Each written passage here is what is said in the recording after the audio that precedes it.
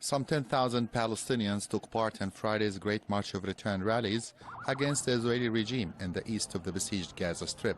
Israeli forces responded to the peaceful action by killing and injuring the protesters. Paramedics and journalists were also wounded. At least a dozen children suffered from excessive tear gas inhalation. Since March the 30th, 2018, tens of thousands of Palestinians in Gaza have demonstrated inside the so-called buffer zone, demanding the Palestinian refugees' right of return and a complete end to Israel's punishing siege.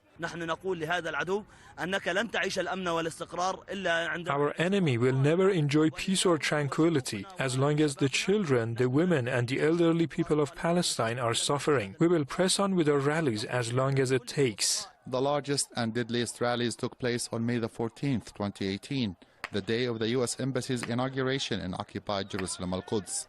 On that day alone, Israeli troops killed at least 63 peaceful protesters and wounded thousands, including women and children. This is while not a single Israeli soldier sustained injuries. Today's rallies send a message to the international community, and that is to end its silence on Israeli crimes, stop its bias against the Palestinian people, and stop its double standards regarding the implementation of UN resolutions. The Israeli regime is an entity above the law because of the support that it receives from the United States. We consider Washington as an accomplice to all Israeli crimes against Palestinians. Protesters condemned the normalization of ties between some Arab countries and the Israeli regime, which they consider as a stab in the back. Those who normalize their ties with our enemy must be ashamed of themselves because they are trampling the blood of our martyrs and thousands of injured peaceful protesters under their feet. According to the Palestinian Ministry of Health in Gaza, Israeli forces have killed more than 270 Gazans since March 2018.